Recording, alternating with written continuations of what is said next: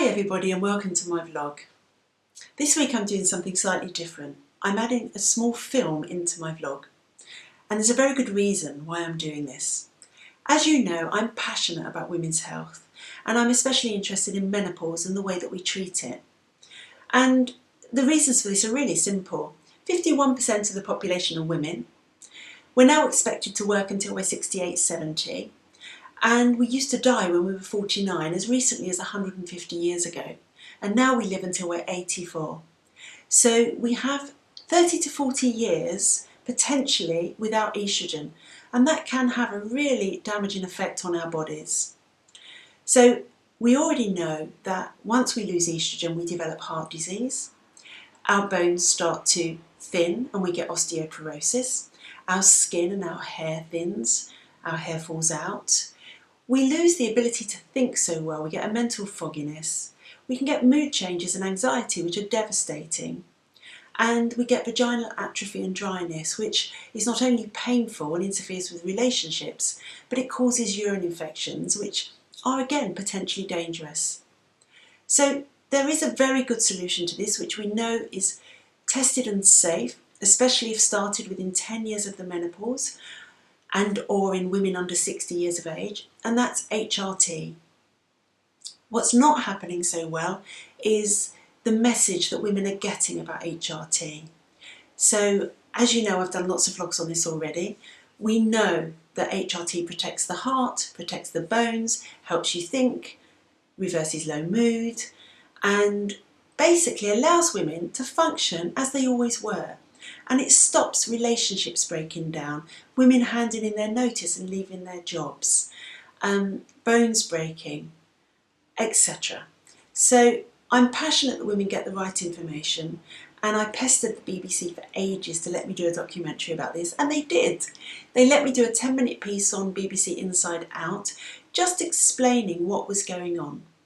And I'd like you to have a quick watch of this 9.5-minute film, and I'll come back to you at the end.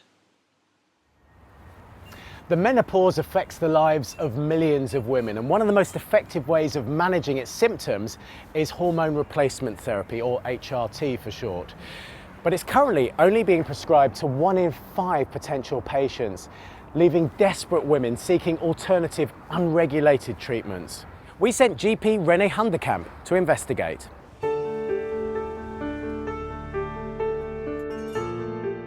I felt hopeless, worthless, and I would get up in the morning and think, if this is what life is going to be like, I don't want to be here anymore. Suddenly I feel like I'm about to kind of explode. I've got sweat dripping down my face and everybody's looking at me like I've grown 2 heads. For me it was the severe fatigue and the painful joints. I'm Renee Hundekamp, a London GP with a strong interest in women's health. I've come to Westminster today to meet a group campaigning for better care for women going through the menopause. Hi everybody. Hello. Hi. Nice to see you all. All women experience menopause at some point in their lives. The average age is 51, but for some women it's much younger, often due to surgery. When I went straight into surgical menopause, age 32, I was having about 20 hot flushes a day, and it was just a rolling kind of huge hot flush, and they're exhausting. I've been through depression. It's a horrible place to be. You don't want to get up, you don't want to talk. Nobody understands it. Sometimes I don't even understand how I got there. People laugh and say, oh, you know, my brain fog, but managing a home life when you've got a busy family going in and out. Yeah. I found the butter in the dishwasher and the knife in the fridge. I'm 51 and I am perimenopausal. I do have hot flushes and they're not pleasant. So I completely understand where these women are coming from. As a GP, it makes me really sad to hear their stories about not being treated by their GP and their symptoms not being recognised. So I asked 19 times to be referred to an NHS specialist menopause clinic. 19 times? Yeah. And it was only when I went into the surgery, I was crying so much I couldn't even hold myself up, that they said, we'll refer you. I made an appointment with a female GP thinking that she would be more sympathetic, and she said it's natural, suck it up. Suck it up. She actually said suck it up. Great. GPs are failing to prescribe HRT to women that desperately need it.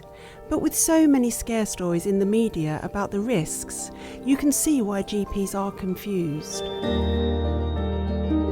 I've come to meet Professor Marianne Lumsden to find out the truth about HRT. The decline started with the publication of the Million Women study and the Women's Health Initiative, which suggested that the harm from the preparations outweighed the benefits. HRT prescription rates fell from 6 million in 2000 to less than 2 million in 2017. People stopped prescribing HRT. They forgot that the menopause occurred and can cause problems for women. The number of menopause clinics decreased dramatically.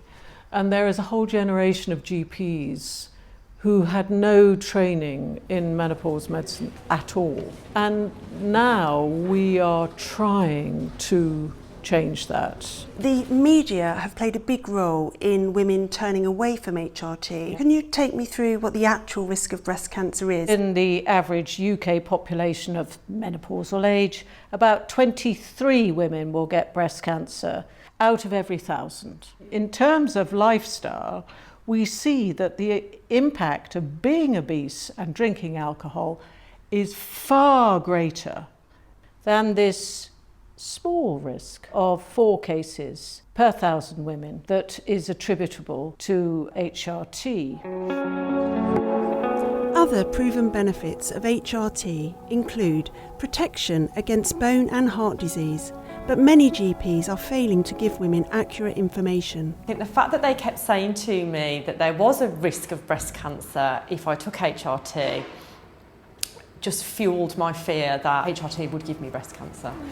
Emma, like many women, looked for alternatives. So then I went down the health stores and got all the black cohosh, all this sort of thing, even a magnet that you put in your pants. Lady magnet. Lady magnet. But nothing worked. Emma was desperate. She could no longer tolerate her hot flushes and mood swings. Then she came across Bioidentical HRT. I then read about it all and thought, this is for me. This is what I've been looking for. It's tailor-made.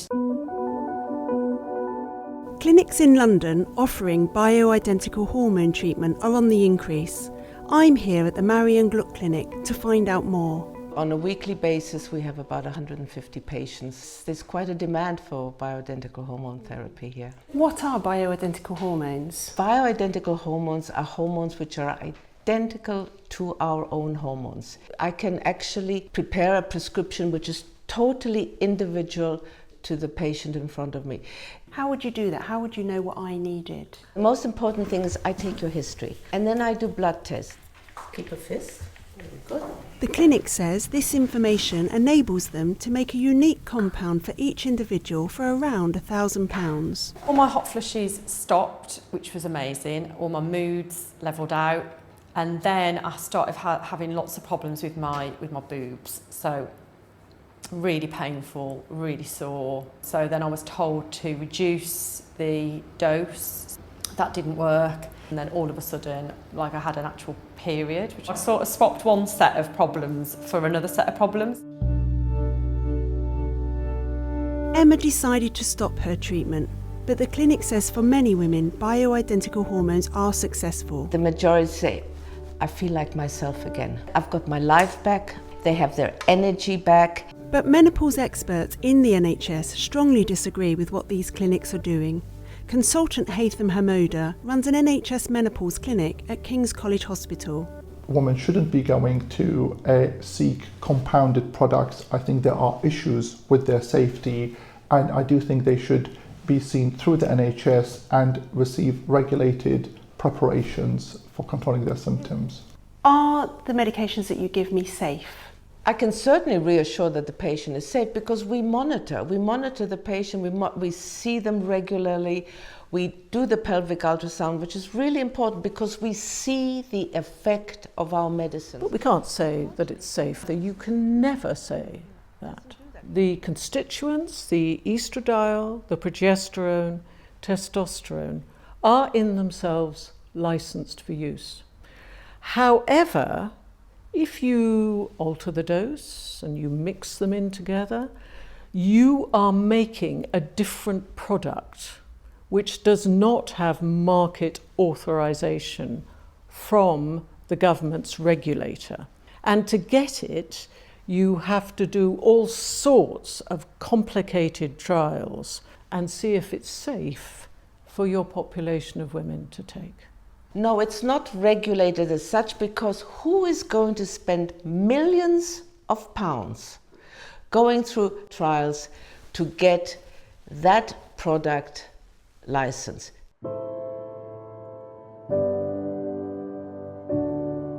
What many women don't realise is that regulated bioidentical hormones are available on the NHS, something that Emma now has prescribed by her GP.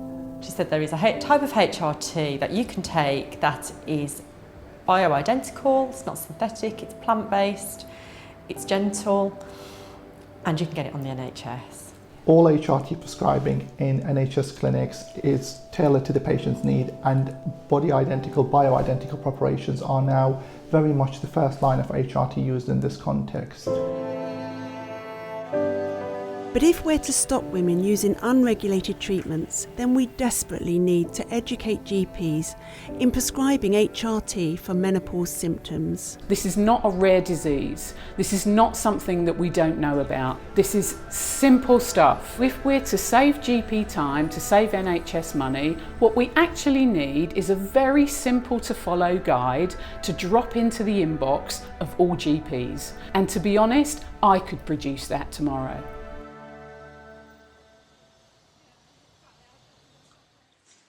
Okay, so you've been brave enough to watch my vlog and come all the way through to the other end, and here we are. I hope you enjoyed it. It was a short time that I had to explain what was going on, but the message is this. Body identical HRT that protects the heart, brain, bones, mood, vagina is available on the NHS. We know it's safe.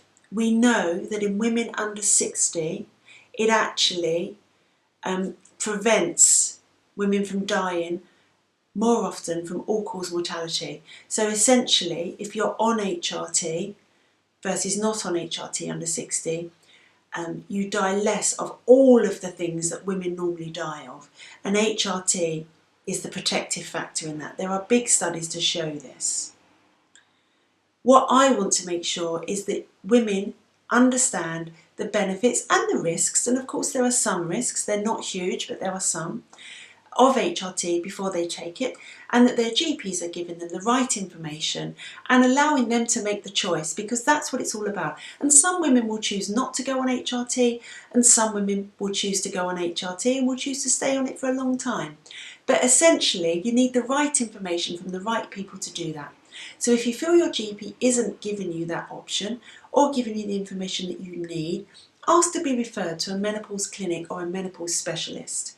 And by all means, take them the information. There's plenty of information on the BMS website, on my vlogs, on my film that you've just seen, on Dr Louise Newson's website, because she's a very good friend of mine and she has some fantastic information out there.